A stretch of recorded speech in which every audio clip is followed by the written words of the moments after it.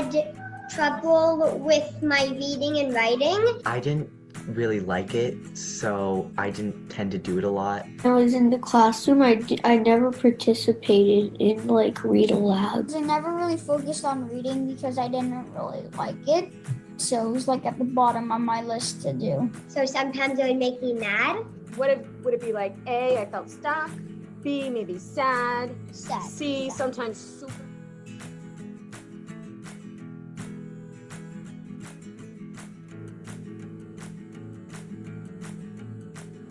How I felt about LearnUP after my first class, I really enjoyed it. It helps you read and it's fun. Kind of gets fun. It's hard at the beginning, but then it gets easier, and it's fun. You would be able to do it just as good as anybody else, maybe even better. Gives your children more of the world. LearnUP.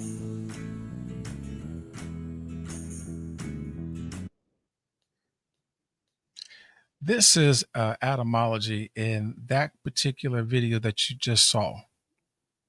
It's from a learning company out of the city of San Francisco called LearnUP. When I tell you they're doing such great work, and on today, I have their founder and CEO with us. He's going to share, and I want everyone to really listen and take down his information, learn about the program, get your kids involved in this, and let's really support him as he's helping our kids to learn and read. As we all know, reading is a foundation to everything in the world. And so without any further ado, I would like to introduce the CEO of LearnUP out of the city of San Francisco, California. His name is Steve Hagler. Here he comes. Come on in, Steve. Hey, Adam. Thanks for having me. And so as we start this wonderful interview session with you, the founder of LearnUP, what is the origins of this particular program that you have created for kids? So LearnUP Centers is a nonprofit. We are based in San Francisco, and we're on a mission to teach all kids to read. And I was fortunate to meet the founder of this reading program, Steve Tatum, through a family whose kid was a friend of ours who was a fifth grader reading at the second grade level. And this family had all the resources in the world to teach the child to read. And when he got into fifth grade, he was still reading at second grade. And when he hit Steve at the Stern School, he became a reader in a year. He went from second grade to high school in a year. And the family was like, wait a second, what did you do to our kid? And they asked me to take a look at this program that Steve had created because I'm a former educator. I ran a dropout prevention program in San Francisco Unified. I've been around for a very long time. And I didn't believe what Steve told me. He said we could teach kids to read in about 80 hours, including kids with dyslexia and other learning differences. We can train people who are not reading specialists to teach our program to high fidelity so we don't have to have a BA to teach kids to read, because we don't need to have a BA to teach kids to read. We need to have really good reading tutors to teach kids to read. And we can train these young people to teach reading in about 30 or 40 hours. And I went, I don't believe any of that. I've been around education forever. I'm a veteran educator, and that's not possible. And so he said, let's set up a pilot. So the Rigos, who were the founding people whose kid was not able to read, they said, okay, we'll start a little foundation and help this go. And so we created a program. We piloted some students from the University of San Francisco to come and do it. And they said, we're going to pay you good money to come here. It's a good part-time job for a college college person. And we trained them, and sure enough, we put these young undergraduates in front of students, and they taught these kids to read. And I said, Steve, you got lucky. And so we've been getting lucky for the last 7 years. And what it is that we know how to teach kids to read. We have a great program. It's fast. We can teach a kid to read in about to get to independent reading level in about 60 to 80 hours. Now they got to go more. They got to learn more, but that's enough to get them into working on vocabulary and working on their background knowledge and their language knowledge, but the reading skills piece we can get done. And we can train anybody to do this work. So it offers us the opportunity to spread really strong reading pedagogy with a really strong training methodology with an approach that actually teaches kids to read of all backgrounds and learning styles. I'm glad you mentioned a little bit about your history and education. Can you share a little bit more about your origins in the Mine? educational field? Sure. So I have my credentialing was in San Francisco State, master's in education.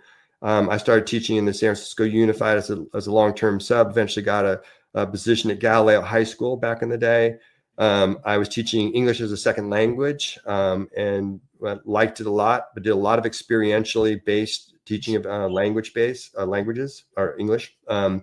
And then I got into working in experiential education and started a program that took kids into the wilderness for 10 days because we thought that kids who were not doing well didn't have the grit and determination that they needed. And it's true, grit and determination is really important. The kids I was seeing had 1.2 GPAs. They had 90 days of absences in the semester prior coming to us. Basically, these children were on their dropout track.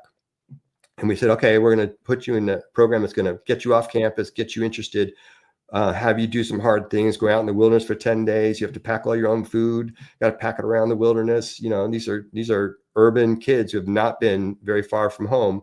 And we took them up into this High Sierra and down to the Ventana Wilderness. They ran a ropes course. We ran the first habitat restoration projects out at the Presidio National Park. We did a 3-week job shadow, anything to get kids going. And we had good success. We actually saw kids go back into the regular system and graduate. We saw kids go into training programs, get their GED, and we reduced the dropout rate. Awesome. Great program, 15 years. Fast forward, I left education, went into philanthropy, did some work in getting money into getting kids outdoors because that was my passion. And then this opportunity to work with the Rigos and start this foundation came along. And what I realized is I didn't know much about reading. I was a whole language person. I was all about personification of the pencil and those sorts of things. And when I got into understanding how we really learn to read, the neurology of reading, I went, oh my goodness, none of those students I worked with, they couldn't read. The reason they were in my program is because they didn't catch the reading when they were younger. They weren't on the academic track. They were on that other track. And that track leads to dropout. It leads to underemployment. It leads to incarceration. It leads to drug abuse. It is challenging if you're not put in that track by choice. You're put in that track by default, because if you can't read, accessing the classroom is difficult. It's not a thing you want to do because you can't do it. Really, you're asking them to do something they can't do. I want to tell you a quick story. When I think about this, I think about like the kindergarten classroom. When you see a circle of children in the kindergarten classroom, and they come in, they're 5 years old, and they go like, they're coming in, and everyone's really excited on their first day of kindergarten. And the kindergarten teacher says like, hey, who's going to learn to read this year? And every single hand shoots up. There's not a single child who's 5 years old doesn't think they're going to learn to read. They all think they're going to learn to read. And we know that by 3rd grade, 60% of our kids don't know how to read at grade level. And when you do that same circle in 3rd grade, those hands don't go up. And those kids begin to shut down, and they begin to disrupt because they don't want to read. They begin to distract because they don't want to be called on. And eventually in high school and beyond, they start to disappear. They're just not there anymore. And it all starts with reading. Reading is the only thing that goes through all the social outcomes for adults. It's the one red thread that we can say like, what's the correlation? It's a pretty hard correlation between being able to read at grade level and good outcomes. It doesn't mean they're going to be able to do everything, but it gives them the option to stay in it. And it gives them the option to make choices that make sense. They can stay on that academic pathway.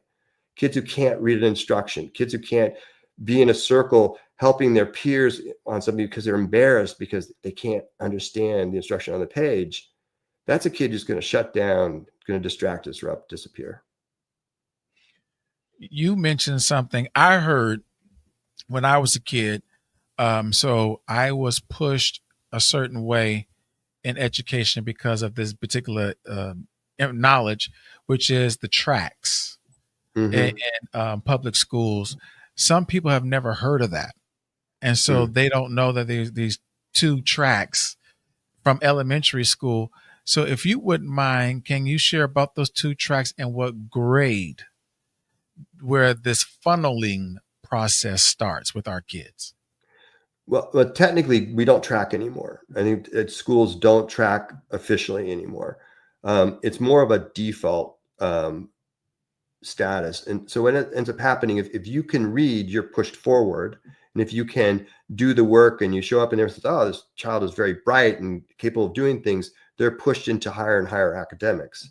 Whereas if you are not able to do that, you may be pushed into programming that's less challenging and less enriching. I don't think these days that teachers are doing it deliberately or thoughtfully. I think it's kind of what's the default of the system, is that kids who are struggling end up being tested and looked into for being part of special education, because they might need something. They might need some extra help, which is all good. That's what special education should do. And that's what intervention should do. They should help kids who need the help. But if they get stuck in there, then they're put onto a level that they never can get out of. They're just kind of stuck in. I mean, tracking might be a strong word, but that's the pathway they're on. With that, if I am a parent and I'm watching this show, like I really like for my child to get into this program in San Francisco, or if I live in Vallejo or Berkeley, Oakland, what can a parent do to get their child into your program? So we teach both in person here in San Francisco. We have a clinic down in the Fillmore. They can come there directly, or we also teach virtually. We have found that one of the upsides to the pandemic is that we honed our craft to teach reading virtually, and we can teach anywhere there's a internet connection, a computer, an iPad, and a headset, and a child that needs the reading services. So what we need to do is understand what's happening with that child's reading, understand the pathway that we need to put that kid on and get them going, and figure out a way to fund it all and make it happen. And I want to say this, because I did not say this on the beginning of the show. Congratulations. I met Steve at the NBA All-Star Weekend Gospel Celebration, where he was being honored for the work he is doing right now. And so this is a person who is in the community. He's also being honored by different organizations for his awesome work that he's doing. And so with that being said, what are some items of support that you would like to receive from the community or from any type of business? What type of support would you like to garner? You went straight there, Adam. I appreciate that. Look, when kids are behind in reading, it's expensive to catch them up, because you're now playing catch up, and you have to train tutors, and you need to provide the services. It's all about funding at the end of the day. We can train as many people as we can possibly get in the door. We can teach as many kids as are out there that need help, but it is a money game at the end of the day. So we need support in funding great programs. We need support in helping those families who cannot afford to do the tutoring, to be underwritten by generous donors, and that's how LearnUP is what we call a dual enterprise. We ask the families who can afford to pay, and we use that funding to help underwrite those families who otherwise couldn't afford to pay. And then we connect with CBOs and nonprofits such as the Boys and Girls Club in San Francisco. We're working with the Rock program in Visitation Valley, and push in programming to where kids are spending their time. And these are the same kids who are struggling in schools that we work with, but they're getting their services in that kind of 7th hour of the day in the after school program or before school. So there's a couple ways you can do it. You can help fund, you can help create programs and find ways to bring kids together and work with organizations in your community to bring in LearnUP centers, or we can help you train people inside your community to teach some of this work that we do. I know with Believe Radio, I'm going to probably collaborate with you and do something and get you some more support. Yeah, because you're doing a great work. Hey, look, it is all about our kids. You know, at the end of the day, and it's about kids of all ages too. You know, there's a tendency like, well, we got to get them when they're 5 and 6. Like, no, we can get them when they're 15, 16, 17 and beyond. We can do adults. We can do everybody. Reading is a process. I mean, your audience should know that reading does not come naturally. We're all born ready to speak, but we're not all born at all ready to read. In fact, you can think about it. None of us are born ready to read, and we all have to learn. And so how we learn is the important part. And the programs that we're doing, it's fast. It's not boring. It's engaging. They're working in books. It is a super well-designed program. And so it's accessible to kids and they can see themselves inside it. And we're writing materials for our very diverse group of kids that we're working with. And we're reaching out into communities that, you know, might struggle to bring resources like this to their kids, but everyone deserves to learn how to read. You said something literally a couple seconds ago I've never heard in my whole life. Reading is not organic. No, sir. It's not. I have never heard that before. Right. Let's talk about reading for a second. Yeah. Really? All right. So when you think about it, you communities talk all the time. There's not a baby in the world that is not communicating with their parents and their aunts, uncles, the families around. There's a ton of communication. So even our kids who don't know how to read, they're talking all the time. They have a lot of vocabulary. They have a lot of understanding. And reading is just a representation of language. If we wrote things in a way in which our kids could understand it, they could probably read easier. But they have to, you know, we were talking earlier about the kinds of languages we're talking about. If you come from an African-American background, or if you come from maybe you're an immigrant and you're speaking a first language is different, your coding is different than the coding we're using in academics. And so you have to learn that code. And it's a process. It's a structured process. You got to learn your sounds. And then you got to learn how to go together with 1-syllable words. And you go on, you learn 2-syllable words. So we structure our foundation so that it goes through. Now, the way reading works is that I look at the letters on the page and I say, okay, tell me what that says. And if I give you the word cat and you say to me, oh, that says C-A-T, the letter names don't tell me anything about the sounds of what I'm reading. So I have to learn the sounds of the word. I go cat, and then I got cat. So I read it, goes to the back of the brain. The back of the brain goes, okay, that's that word cat. And boom, it comes back out and I recode it and I say the word. For kids with learning differences in reading and reading issues like dyslexia, those neurons that go back there, we know those neurons aren't functioning the way they're supposed to. And we have a lot of kids in our community who are not being diagnosed with learning differences, who are struggling to read.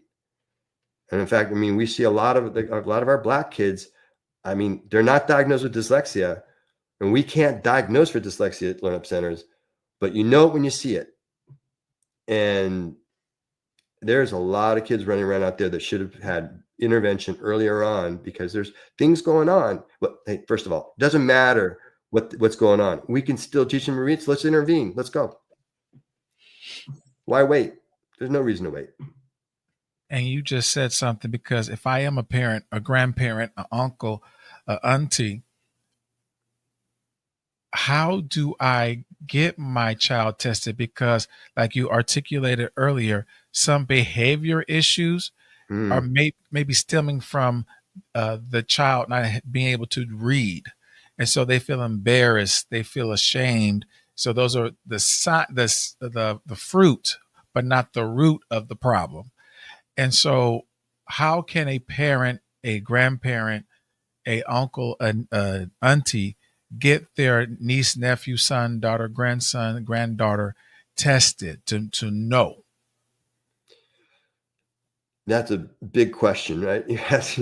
So one of the things that we can do to help that LearnUp Centers, we offer a free reading assessment. Now, we're not assessing all of the reading issues that are going on with a kid, but we can tell you where they are in the reading spectrum. I talked about this spectrum of from sound all the way through to fluent reading. We can help them understand where they are on that process and whether or not they need reading intervention or not, or reading help or not. For somebody who's having true reading issues, that's usually a school-based question, and you can request from the school that they assess your child for a learning difference or for something that's going on with their reading. Now, I'm a big believer that the parents and the family know and they understand, they're seeing inside their kids something that's not right. They're going like, there's something up with my child. They're not getting it, right?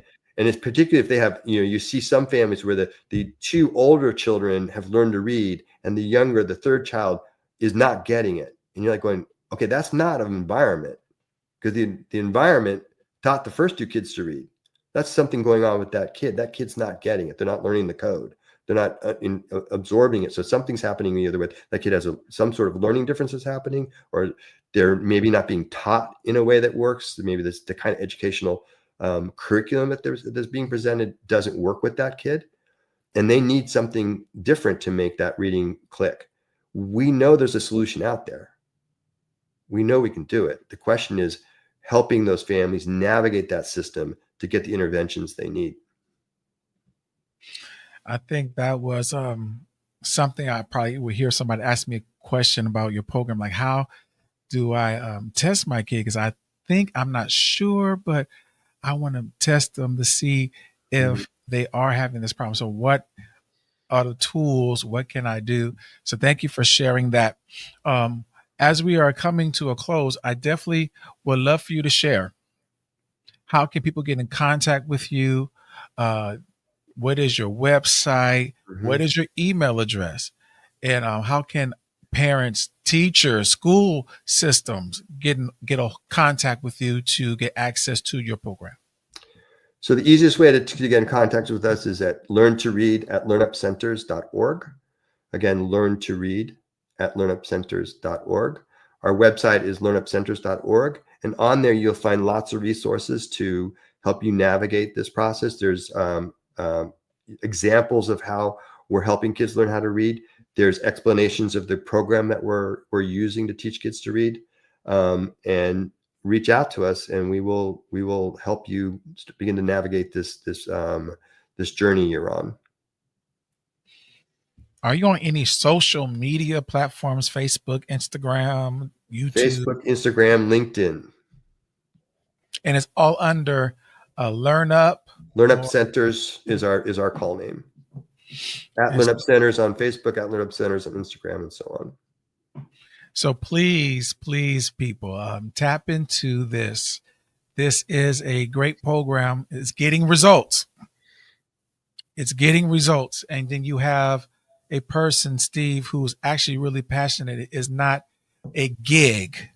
It's not something he's doing for a check. He actually cares about kids. And so please, tap into this resource, support. I'm going to say that again. Support this company, LearnUP. Go to their website. It's okay. Be nosy. Go to LearnUP. And let's have a conversation. Ask the hard questions. Let's have, it's a dialogue. It's a conversation. Look at reading is, unfortunately, reading, we're in a very strange world. I don't have to tell your audience this. Like, we're not that far out from the literacy laws. We still have people alive who could not learn to read because of the era they grew up in. And we're in an era where now, the school districts we're in the Bay Area, when 30% of your kids can read, we're in trouble. How many? 30%.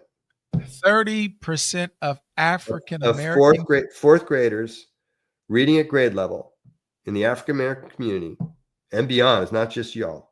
It's not just the African American community. It's challenging, and it's true for across in the United States. In fact, we have a serious literacy crisis. We are making progress as we move to the science of reading, as we move to structured literacy and structured phonics. We're making progress, but we need to keep pushing. Numbers don't lie. And so that stat is very scary. That's not even half. That's underneath half of the percent. Right. And half wouldn't be okay. Like when I watch, I mean, I'm sorry, but when I watch, I look at a test scores and I say, like, we made three months progress on, 80% of our kids made progress. Great. 80% made progress. That's awesome. Everyone's happy. And I'm always like, well, what about the 20%? Who are those kids? I know who those kids are. Those are our kids. Those are the kids that we see, that we teach to read. Because they're the ones that are struggling the most. And I tell you, those kids are brilliant. They are so smart. They can't read very well, but they are amazing children.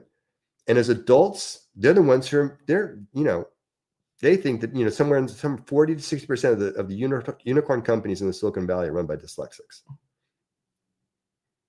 They struggle to read, but they're visionaries and they see things and they're able to solve problems that no one else can solve. They can solve a problem before they know what the answer is, before they know what the question is. They're like off the charts. And when you see that brilliance in our kids too, you see the wordplay, the interactions, the social ability, the strengths they have, the art, the music. They're great at many things. And that asset is great, but we got to get them through the schooling. You know what? Thank you for sharing your time here at Elevated Voices, sharing your company and what your company is doing, your nonprofit. Again, this is LearnUP Centers based in the San Francisco community in the Fillmore district on Fillmore. Mm-hmm. And so please take advantage of this wonderful resource for our youth, our kids here in the city of San Francisco, and hopefully those who do not live in San Francisco, you also can tap into this virtually. Mm-hmm. And so, and if you would like that, I think you probably could talk to your superintendent to see if you get this program. Yeah, listen to Etymology. Listen, if you get this this program in your school district for an after school program or before school program, or during school, we'll go anywhere, anytime, any place. You tell us where you want us to be, we'll figure out how to get there. Yeah, this is really, really wonderful. Thank you. Thank you again for your time. And so this is Etymology here at Believe Radio. Thank you for joining us. Hopefully you received something from this, learned something from this, and you will tap into this resource. LearnUP Centers based out of San Francisco, California. It is here for you. It's here for your kids. Let's go higher. Let's elevate ourselves.